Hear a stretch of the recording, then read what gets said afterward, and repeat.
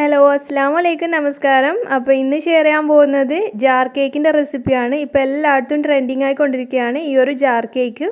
അപ്പോൾ ഇത് നമുക്ക് എങ്ങനെ വീട്ടിൽ എളുപ്പത്തിൽ ഉണ്ടാക്കിയെടുക്കാമെന്ന് നോക്കാം.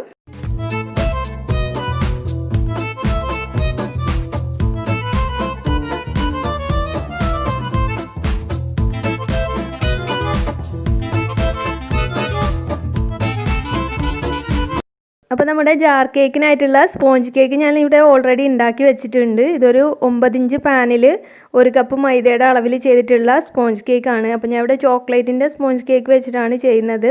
അപ്പോൾ നിങ്ങൾക്ക് വാനിലയുടെ ഏതെങ്കിലും ഫ്ലേവർ വെച്ചിട്ട് ചെയ്യണമെങ്കിൽ അതിനനുസരിച്ച് സ്പോഞ്ച് കേക്ക് എടുത്ത് ചെയ്താൽ മതി. അപ്പോൾ ഞാനിവിടെ 1 കപ്പ് മൈദയും അതുപോലെ തന്നെ ഒരു 4 മുട്ടയും വെച്ചിട്ടാണ് ഈ ഒരു കേക്ക് തയ്യാറാക്കിയത്. ഇതിൻ്റെയൊക്കെ ലിങ്ക് ഞാൻ ഡിസ്ക്രിപ്ഷനിൽ കൊടുക്കാം, ഒന്ന് ചെക്ക് ചെയ്ത് നോക്കിയാൽ മതി.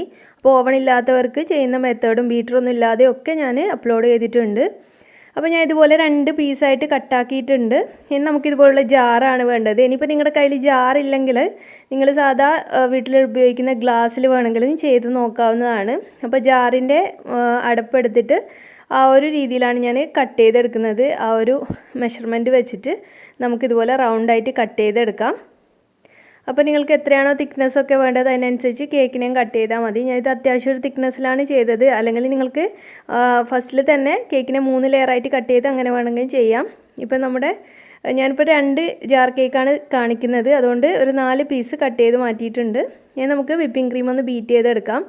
അപ്പോൾ ഞാൻ ഇവിടെ ഒരു 1/2 കപ്പിൻ്റെ അടുത്ത് വിപ്പിംഗ് ക്രീം എടുത്തിട്ടുണ്ട്. ഫിയോണയുടെ വിപ്പിംഗ് ക്രീമാണ് എടുത്തിട്ടുള്ളത്. അത് നല്ല സ്റ്റിഫായിട്ട് നന്നായിട്ടൊന്ന് ബീറ്റ് ചെയ്തെടുത്തു. ഇനി അതിലേക്ക് കുറച്ച് ന്യൂട്ടെല്ല ചേർത്ത് കൊടുക്കാം. അപ്പോൾ ഇത് ന്യൂട്ടെല്ലയുടെ ഫ്ലേവറിലാണ് നമ്മൾ ചെയ്യുന്നത്. അതുപോലെ ചോക്ലേറ്റ് ന്യൂട്ടെല്ലയും നല്ലൊരു കോമ്പിനേഷനാണ് നട്ട്സൊക്കെ വരുമ്പോൾ. അപ്പോൾ ഞാനൊരു 2 ടേബിൾ സ്പൂണോളം ന്യൂട്ടെല്ല ഈ ഒരു ക്രീമിലേക്ക് ചേർത്തിട്ട് ഒന്നുകൂടി ഒന്നങ്ങ് വിപ്പ് ചെയ്തെടുക്കുന്നുണ്ട്. അപ്പോൾ ന്യൂട്ടെല്ലയുടെ ഫ്ലേവർ വേണ്ട ഇഷ്ടമില്ലാത്തവരാണെങ്കിൽ നിങ്ങൾക്ക് ചോക്ലേറ്റ് ഗനാഷ് വെച്ചിട്ട് ഇതുപോലെ ചെയ്തെടുക്കാം. ഇനി നമുക്ക് ഷുഗർ സിറപ്പ് തയ്യാറാക്കണം. അപ്പം നമ്മൾ ഈ ഒരു ന്യൂട്ടെല്ലയുടെ ഫ്ലേവർ ആയതുകൊണ്ട് ഞാൻ ഇതിൽ ന്യൂട്ടെല്ലയുടെ സിറപ്പാണ് ചേർക്കുന്നത്. അതായത് ഒരു 2 ടേബിൾ സ്പൂൺ മുതൽ 3 ടേബിൾ സ്പൂൺ വരെ ചെറിയ ചൂടുള്ള വെള്ളത്തിൽ ഒരു 2 ടേബിൾ സ്പൂണ് ന്യൂട്ടെല്ല നന്നായിട്ടൊന്ന് മിക്സ് ചെയ്തെടുക്കുകയാണ്. അപ്പോൾ ചെറിയ ചൂടുള്ള വെള്ളമാകുമ്പോൾ നമുക്ക് പെട്ടെന്ന് മിക്സായി കിട്ടും. നമ്മുടെ ഈ ഒരു ന്യൂട്ടെല്ല ക്രീം ഞാനൊരു പൈപ്പിംഗ് ബാഗിലേക്കാക്കി മാറ്റുന്നുണ്ട്. അപ്പോൾ നോസിലൊന്നും ഇല്ലാത്തവർക്കും ചെയ്തെടുക്കാൻ കുഴപ്പമൊന്നുമില്ല. ഞാനിപ്പോൾ നോസിലുള്ളതുകൊണ്ട് നോസിൽ യൂസ് ചെയ്യുന്നതേ ഉള്ളൂ. അപ്പോൾ ഇനി നമുക്ക് ജാർ കേക്ക് എങ്ങനെയാണ് തയ്യാറാക്കിയെടുക്കാമെന്ന് നോക്കാം. അപ്പോൾ ഞാനിപ്പോൾ 350 ml ജാറാണ് എടുത്തിട്ടുള്ളത്. അപ്പോൾ ഇതിൻ്റെ പല സൈസും നമുക്കിപ്പോൾ വാങ്ങിക്കാനായിട്ട് കിട്ടുന്നുണ്ട്.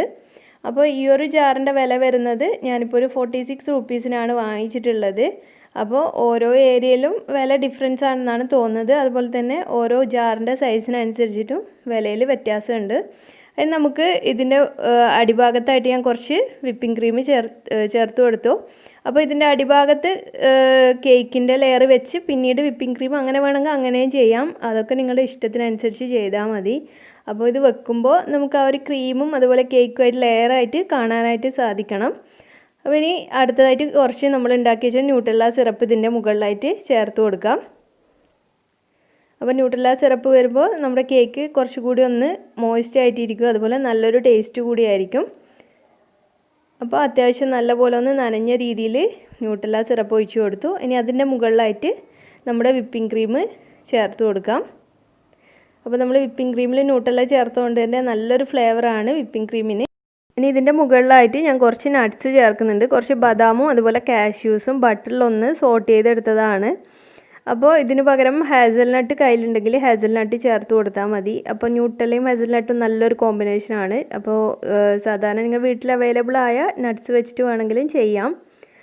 അപ്പോൾ ഇനി ഇതിൻ്റെ മുകളിലായിട്ട് നെക്സ്റ്റ് ലെയർ കേക്ക് വെച്ച് കൊടുക്കാം. അതിൻ്റെ മുകളിൽ ന്യൂട്ടെല്ലയുടെ സിറപ്പ് ഒഴിച്ച് കൊടുത്തു. ഇനി നെക്സ്റ്റ് ലെയർ കൂടി നമുക്ക് നമ്മുടെ വിപ്പിംഗ് ക്രീം ചെയ്തെടുക്കാം. അപ്പോൾ ഇത്രയേ ഉള്ളൂ, നമ്മുടെ ജാർ കേക്ക് ഇവിടെ റെഡി ആയിട്ടുണ്ട്. ഇനി ഇതിൻ്റെ മുകളിൽ നിങ്ങൾ ചോക്ലേറ്റ് ഗനാഷും അതുപോലെ വിപ്പിംഗ് ക്രീമോ എന്ത് വെച്ചിട്ട് വേണമെങ്കിൽ ഡെക്കറേറ്റ് ചെയ്യാം. ഞാൻ കുറച്ച് ചോക്ലേറ്റ് ഷേവിങ്സ് ഇട്ട് കൊടുക്കുന്നുണ്ട്.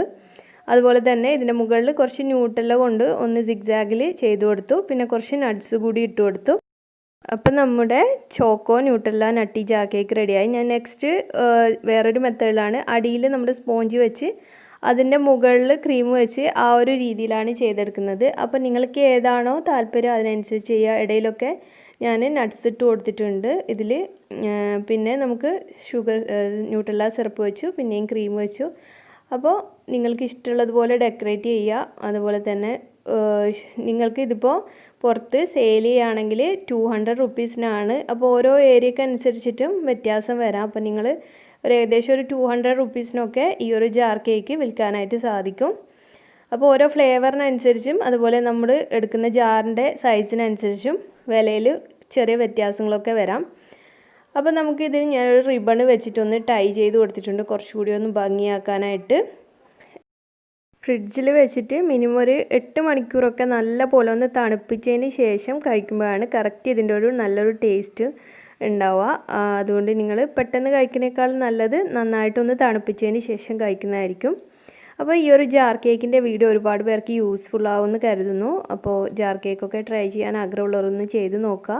അപ്പോൾ ചെയ്യുന്ന സമയത്ത് ഫീഡ്ബാക്കൊക്കെ അറിയിക്കുക. അതുപോലെ തന്നെ നിങ്ങൾ ചാനൽ ഇതുവരെ സബ്സ്ക്രൈബ് ചെയ്തിട്ടില്ലെങ്കിൽ എൻ്റെ റെസിപ്പീസ് ഇഷ്ടമാവുകയാണെങ്കിൽ ഒന്ന് സബ്സ്ക്രൈബ് ചെയ്ത് സപ്പോർട്ട് ചെയ്യണേ.